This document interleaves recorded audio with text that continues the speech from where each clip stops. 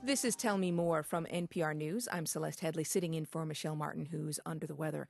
The Grammy-winning band Ozomatli is known for its brilliant amalgams of musical styles and taking on issues of the day like immigration and gang violence. Originally from Los Angeles, the band has toured around the world, including a stint as U.S. cultural ambassadors. But now the band is heading into new territory. They're writing and singing about things like birthdays, germs, and photosynthesis. I wonder how a tree can grow. Na na na na. There's many things that make it possible. That's right. Your favorite LA Funk Masters are making music for the elementary school set. What you just heard is their song Trees from the new album titled Ozomatli presents OzoKidz. Band member Jiro Yamaguchi recently spoke with Michel Martin. Welcome back. Thanks for joining us once again. Thanks, Michelle. Thanks for having me. Now, you remember we talked to you a couple of years ago about your group being U.S. cultural ambassadors. So which is scarier, wading into some of these, places where Western musicians haven't performed before or performing for kids? Maybe the kids. Actually, Ozomatli, we've always had a saying that since pretty early on that Ozomatli's for the kids. We've actually always played for kids, doing after-school programs or going to doing the different outreach work that we do, as well as during our live show, when it's an all-ages show, we will bring kids up on stage on the last song to play with us. And so this seems like a very natural progression for us. But you have to admit, though, you're known for being cool.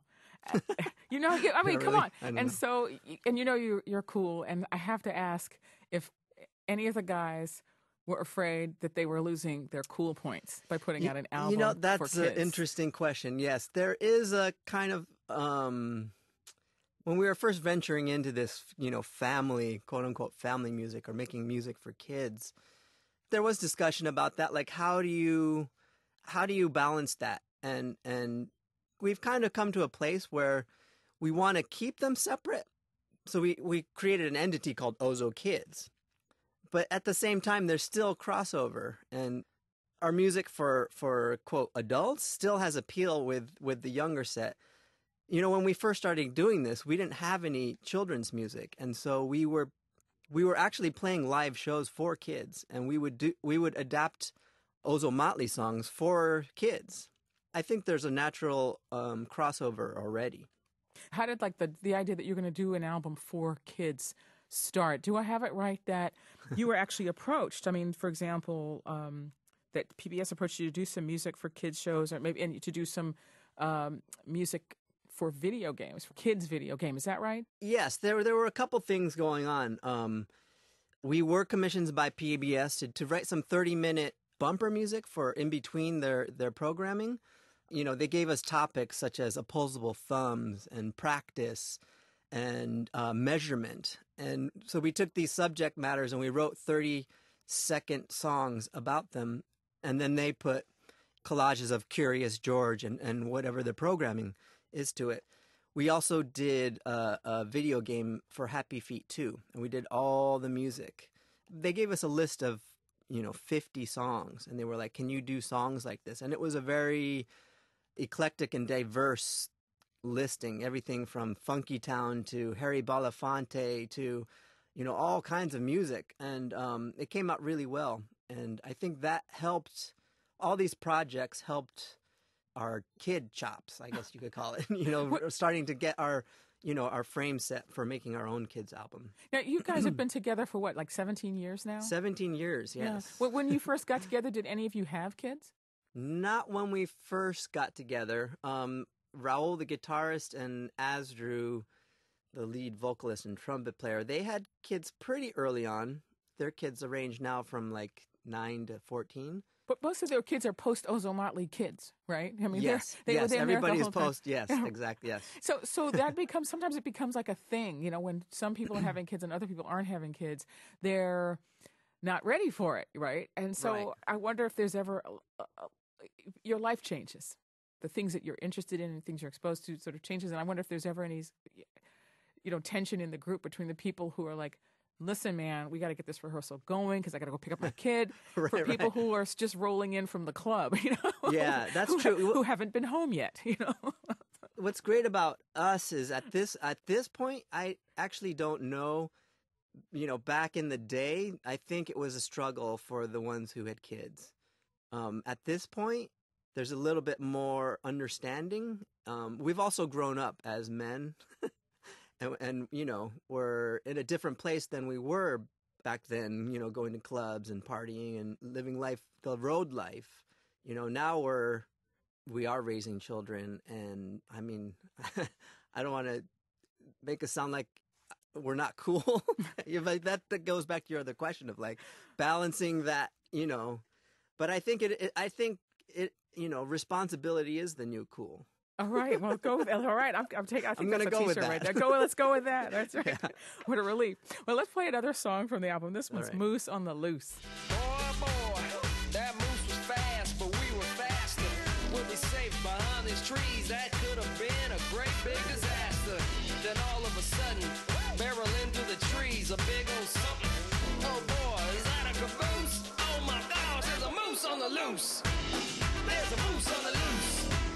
There's a moose on the loose. I like this because most of the songs are about like giving specific information, like teaching Sure, things. yes, And this yes. one's just fun because it's not like all your adult albums are about like vote, stop Right. shooting each other. I mean, they're not all about like heavy issues. And I kind of like that you mixed it up. I was just wondering, what did you come up with this idea? This is one of my favorite songs too, because it is kind of a story and it's a narrative and it's fun. Justin, who's singing on this and rapping, he came up with the idea, and he actually just came in with it one day. He was like, check out this song. And we were all like, oh my God, that's a really great song. So we worked on it. We all,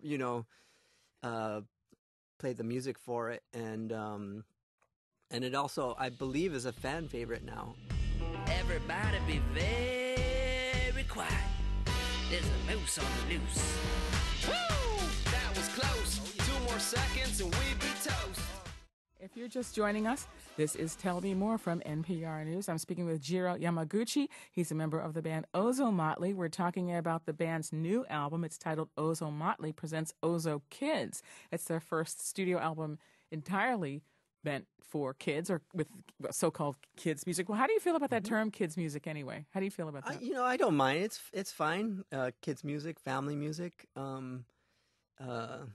I think when we write this music, we do keep in mind also the adults who have to listen to it as well with their children. So have to is right. Because kids can be very demanding about what's on the playing in the car, can't they? I mean, they have like opinions. Oh, absolutely. And my experience with my 4-year-old daughter is that she'll want to repeat things over and over and over again. And so being aware of that, we were making music. We were like, yes, if you're driving in your car, your child is demanding certain music, you want the adult or the parent, whoever is in the car with them, to like it too, or else they're going to take it out eventually. Or at least they want to run screaming from the car. Right? Yes. Like run screaming from the car with the doors flying up.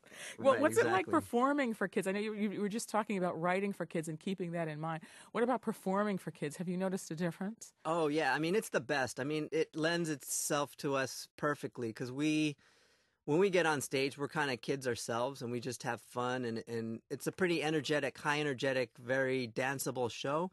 What we do with the kids is we just kind of make it more concise and focused and very interactive. And so we are telling them, raise your hands, scuffle to the side, move to the left.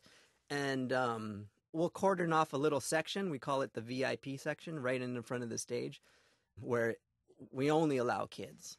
And it's great. It's a lot of fun. The kids get into it. We play for about 30 minutes because beyond that, the attention start to wander. And it's been a lot of fun.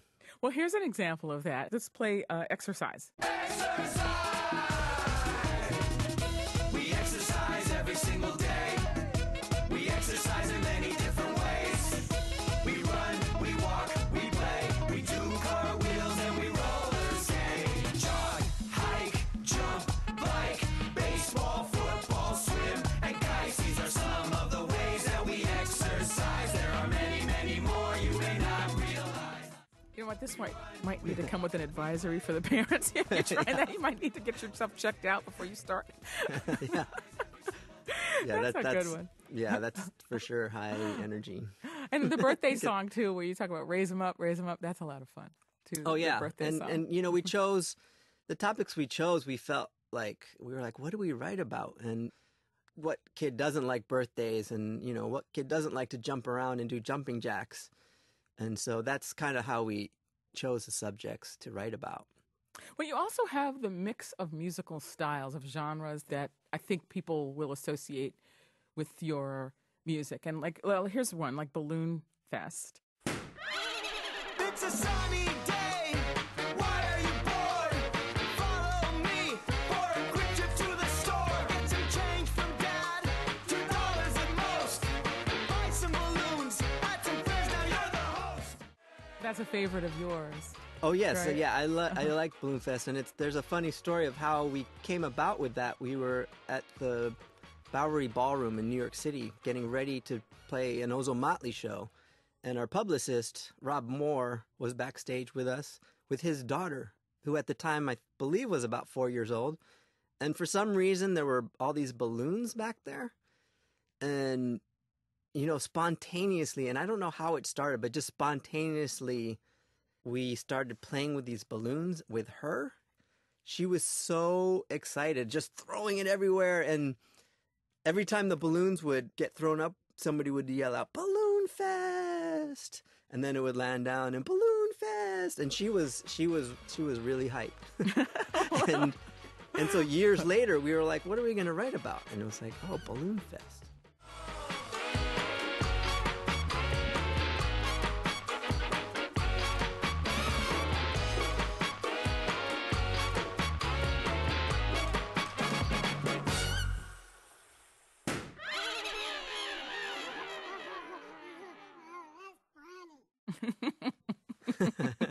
That's a party right there. So, Yeah.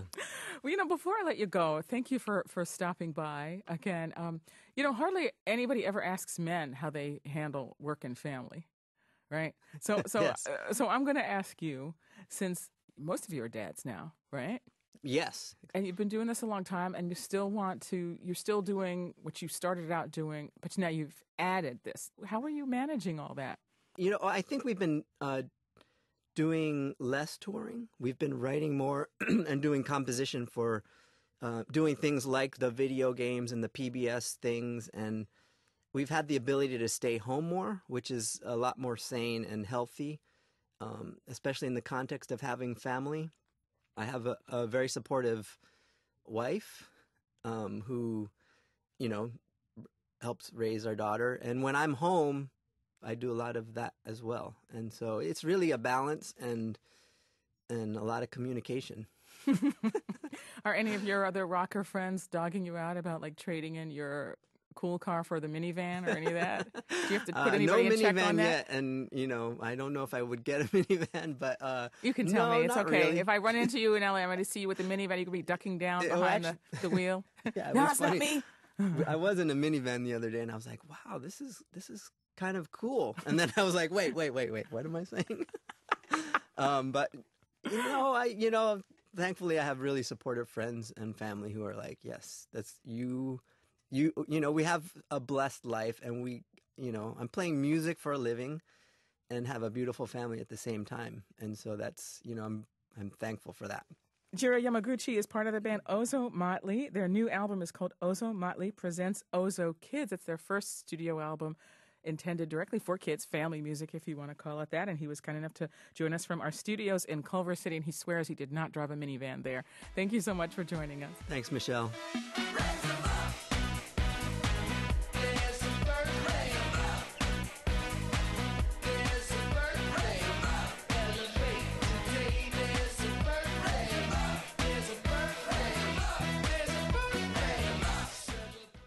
Listening to the song Like It's Your Birthday by Ozomatli. The band's latest album is Ozomatli Presents OzoKidz. To see one of their latest music videos and to learn more about their work, just go to npr.org, click on the Programs tab, and then on Tell Me More. And that's our program for today.